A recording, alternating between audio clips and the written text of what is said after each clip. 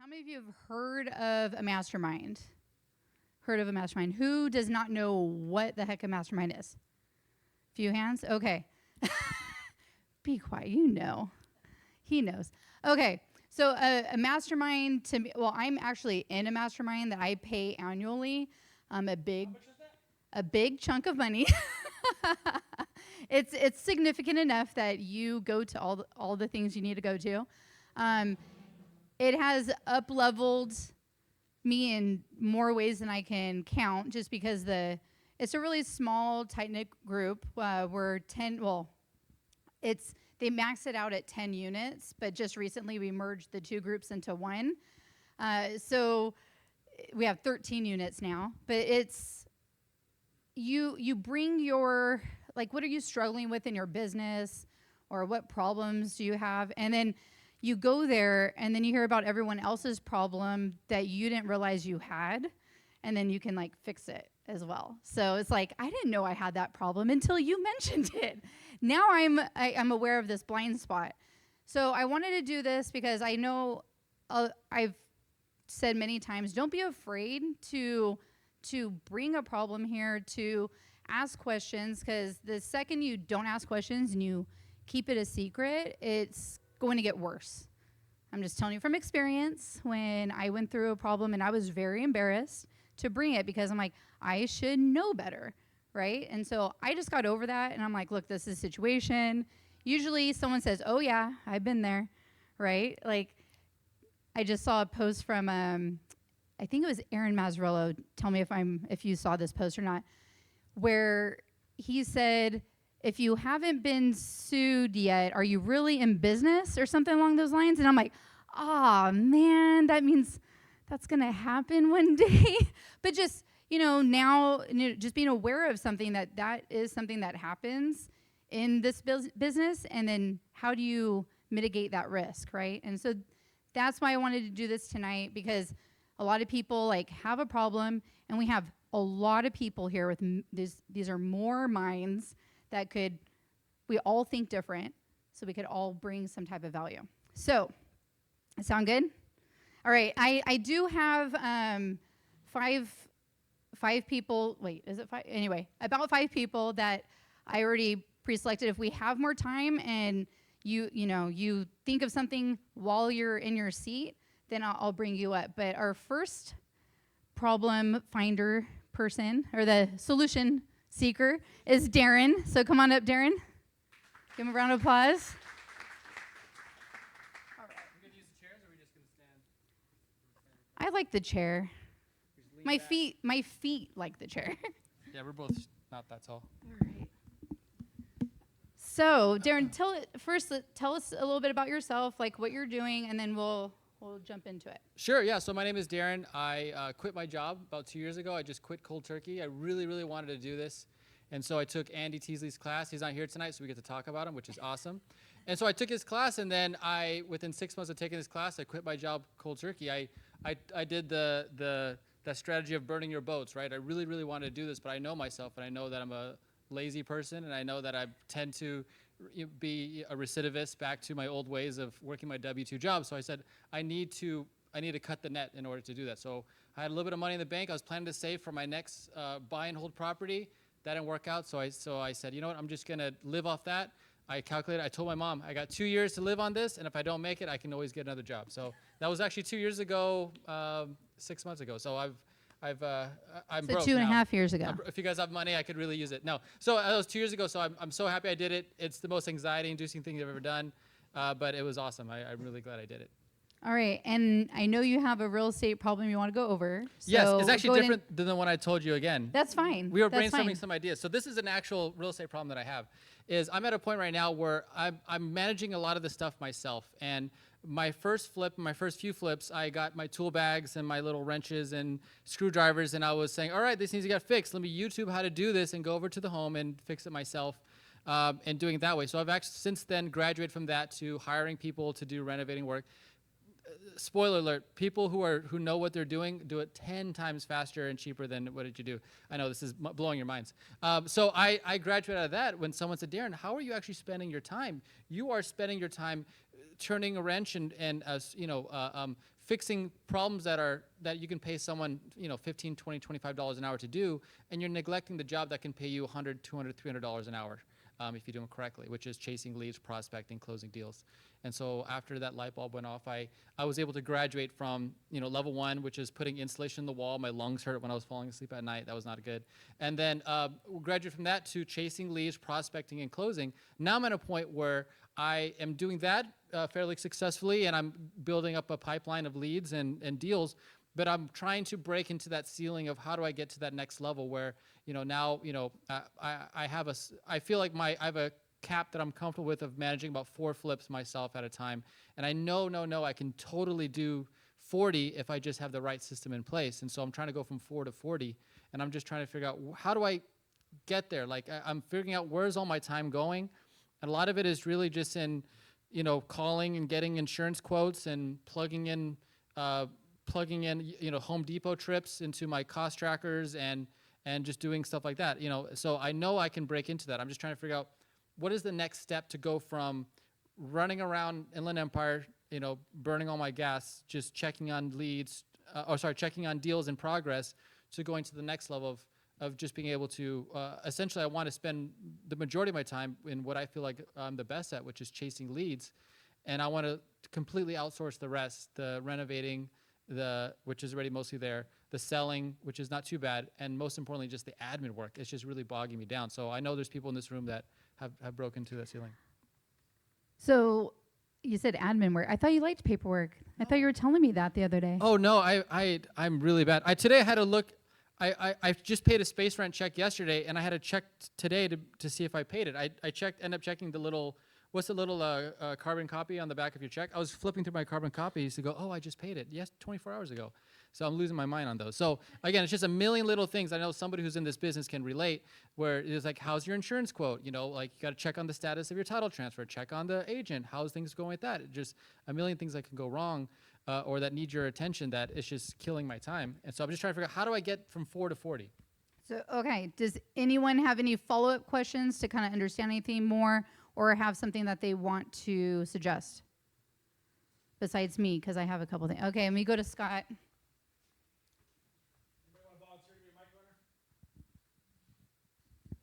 So, it sounds to me like you need to put together a team. Right. So you need to kind of write out what different tasks there are, and then what you want to do and what you want to outsource, and put together a team.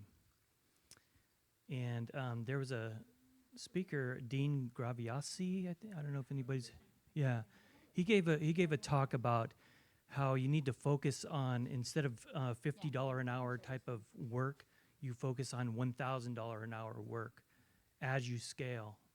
So you need to have that mindset that, yeah, at one point I did change light bulbs and I wrenched a little bit, but now I don't do that anymore. I hire someone to do that. And now I focus on the the value of your time is, which you focus on $1,000 an hour type of work. So. Right. No, great advice. And I think the part is I'm trying to figure out who is that person, where do I go, how do I find that person? Is that a virtual assistant? Is that just a local admin that, and again, I think part of it, what I'm hearing you say is, write out those, it's not called scope work, what is those called? Those tasks, yeah, into, basically 1, 2, 3 format so that somebody can just essentially follow it and input a lot of that paperwork. Oh, what do you mean? Okay. I'm an accountant by trade, so I'm pretty organized.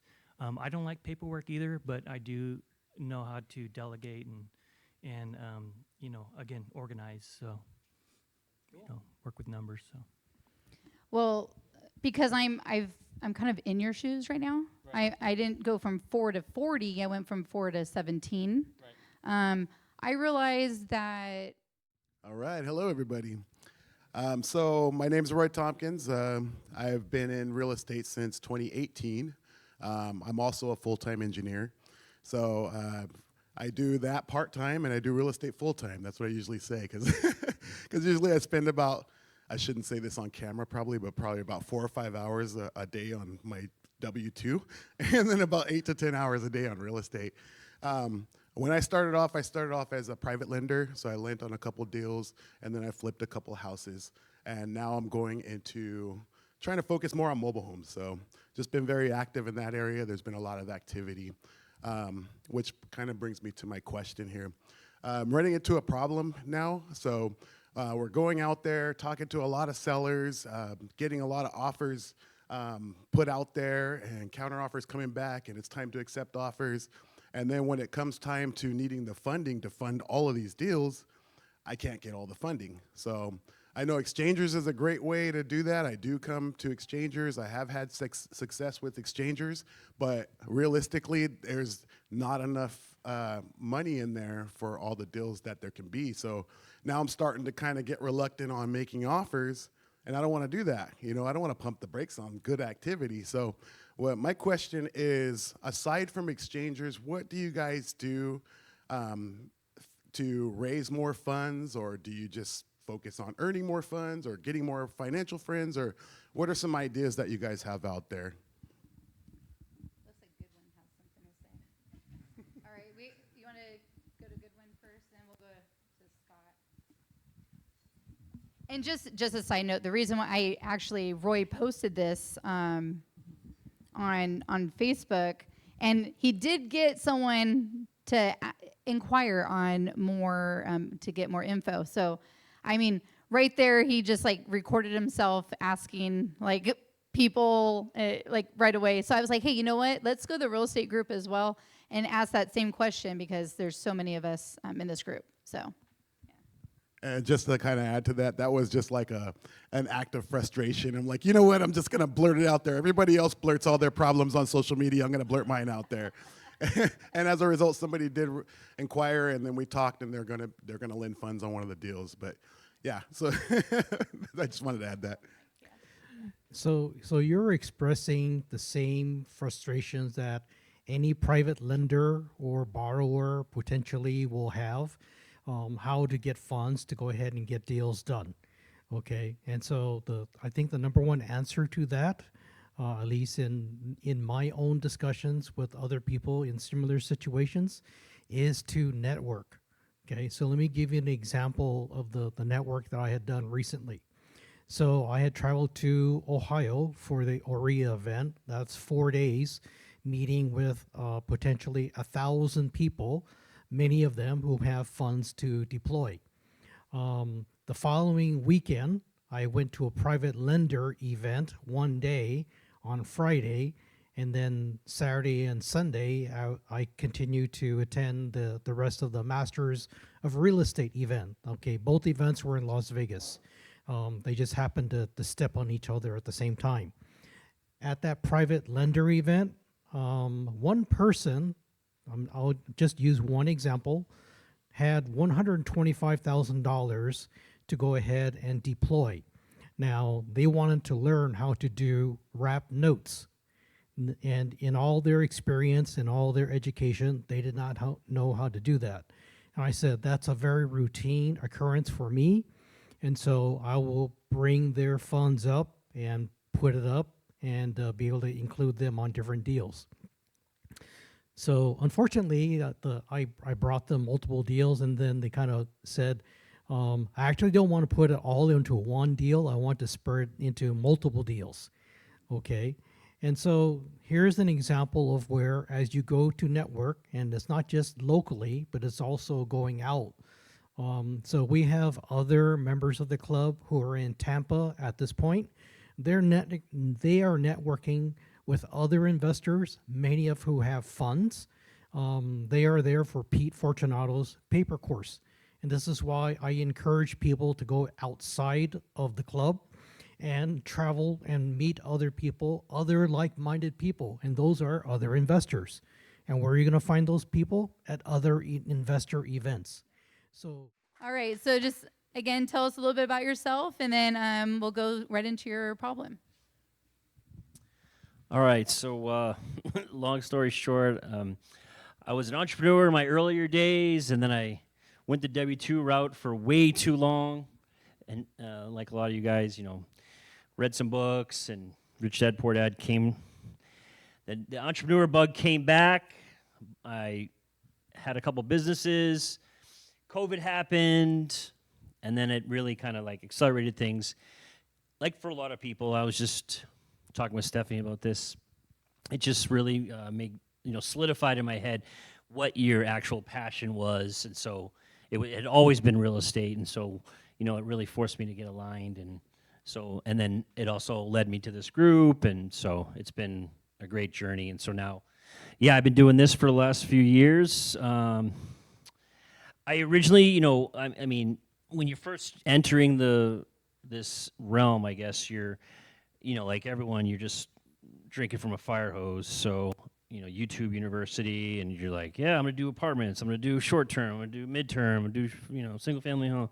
Yeah. So, anyway, end up, yeah, I'm flipping. I have some buy and hold. I have mobile homes. I have note stuff. So really, it's just kind of like whatever the opportunities are. But I've been, full-time real estate investor for the last few years. So it's been awesome. Yep, that's where we're at. So recently, it's been I have a few mobile homes that I have that I'm working on, and of the deals prior to, I've always done, it's been single-family homes through escrow. So with the mobile home, though, you can use escrow, or this is kind of like a technical, I guess, problem, but you can use escrow, or you can do the paperwork yourself. And, I've had Evan's help to kind of like get me through some of it. But when you're purchasing a mobile home and you have to go to HCD and get that filled out, but then, it's in a park, but is it a mobile, or is it manufactured, or prefab, and then there's tax, and is that through the county, or is it paid through HCD? So it's just this maze, right? And so I just have this deal right now where I'm just like, what do I need in my hand before I should pay this person? And just to make sure that I now have ownership of this, because it's like, then there's tax certificates you have to get. Should I wait for that to come in, or can I go ahead with the sale? Is it, it's just, I don't know, it's just, it can become a little bit of a maze, and so you try to figure it all out. And so that's kind of like a problem I'm having right now. So just to clarify, you're wanting to know what paperwork you're taking into the HCD before you pay the seller, and then, or are you trying to figure out, do I pay them, then take the paperwork? You're just trying to understand the logistics of that. Yes. Okay. So I'm just going to say this. This is why I like escrow. So can I ask you, why are you not using escrow on this one? Is it the seller is just uninterested in that, or kind of like, I want to hear that like a little bit more on that part? Probably because I don't want to pay for escrow. What's the price point? What's the price point? $5,000, or is it $100,000? You mean on the mobile? Yeah. 20? Anything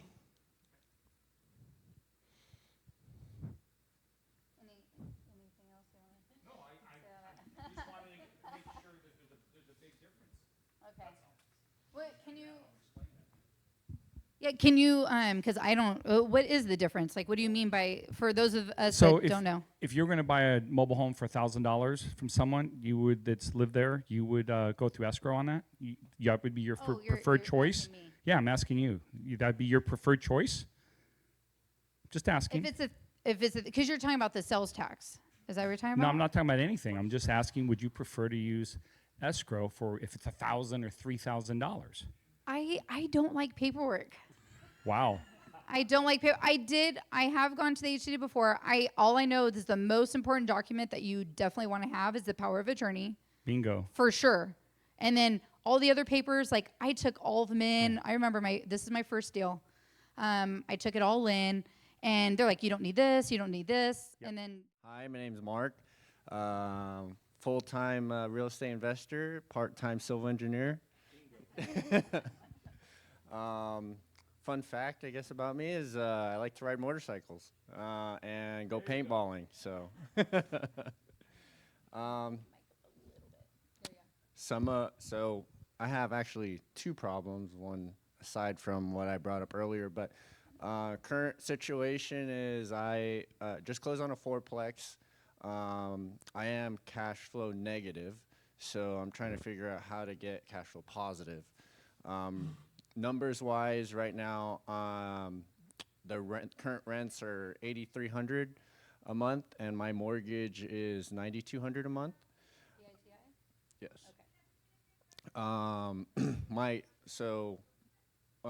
My three plans coming into it. One was so I have to evict a tenant so I can owner occupy it, and then with that I was going to convert the 3-2 into a rent by room. So that unit is currently renting for $2,200, and doing a rent by room, I was estimating maybe $1,000 per room. I would get it up to 800 extra, and then replicate that on the other 3-2 unit, and that would get me cash flow positive. Another thing that I was looking into was that unit that would be vacant does have a large living room, and I know Farrah talked about converting her space into kind of a co-living area and converting that living room into additional unit. So that was kind of another option I was looking at. And then the third option that I stumbled on was across the street. One of the tenants converted their fourplex into a daycare facility. So I don't know if there's any opportunity to kind of run it at that route. I guess my struggle is what would be the best use to maximize my cash flow for that property. Did everyone hear that? Because I know his mic wasn't up. So across the street from my fourplex, someone's using their fourplex as a daycare facility.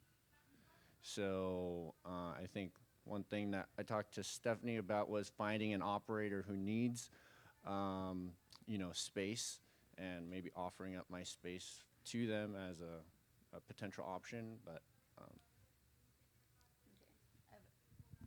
And she wants to say something, so Luis, if you could take the mic back to her. But also, I have a question.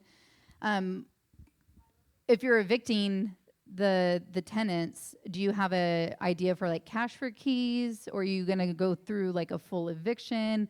Have you considered that cost into, I guess, factor that into part of the deal? And then hold the mic up to your. I have factored that in. I know we had an evictions class. I was looking up that eviction service. So I did factor in some costs for that.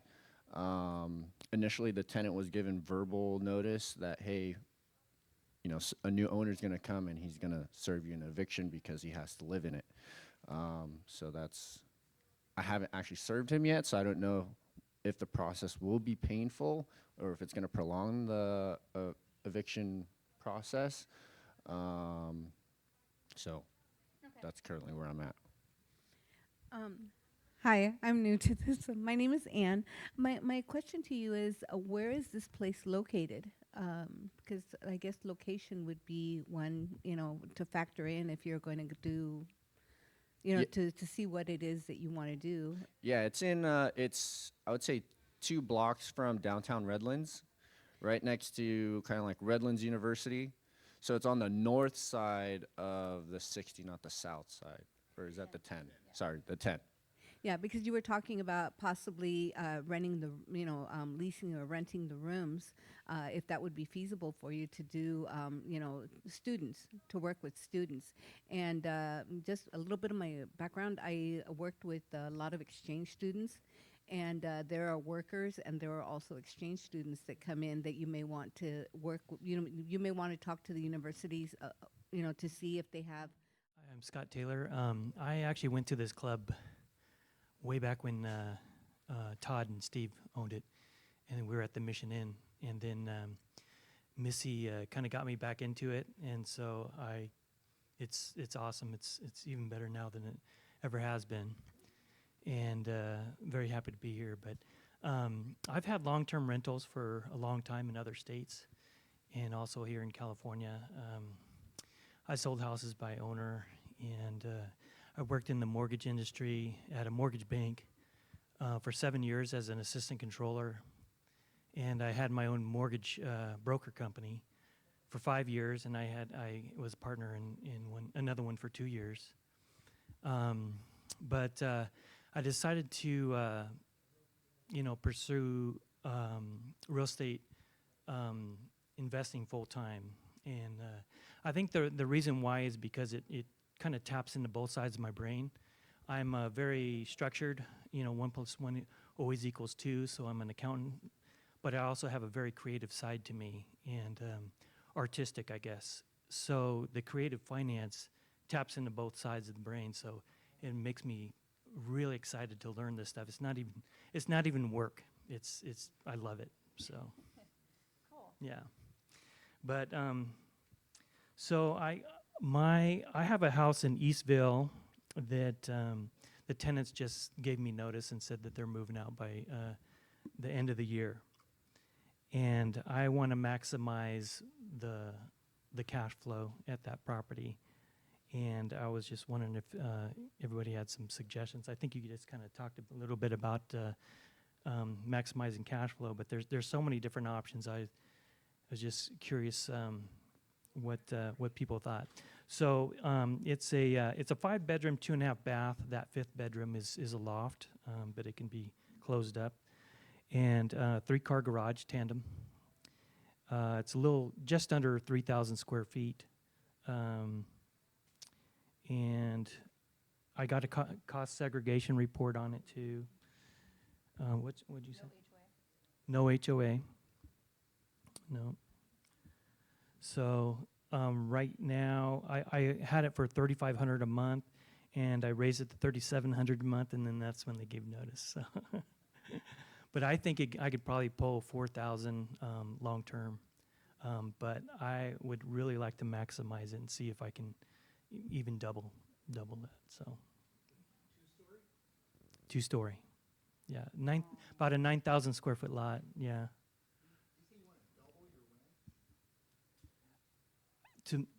Well, I mean, right. Yeah. Really?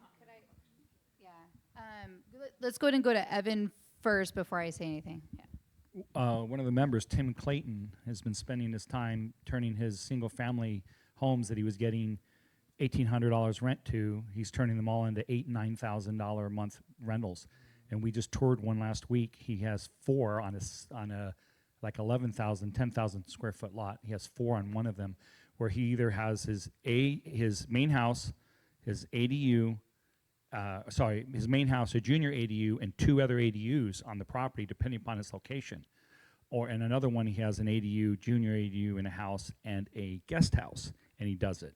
And he's been doing it all over. He's doing it with all of his properties. So his rents are going from $2,000 to $8,000, $9,000, $10,000. But he's putting in some money, but he's getting some great returns on stuff he already owns. So definitely, I would be talking to him. And the name again? Tim Clayton. Usually every Tuesday at Mixed Lunch.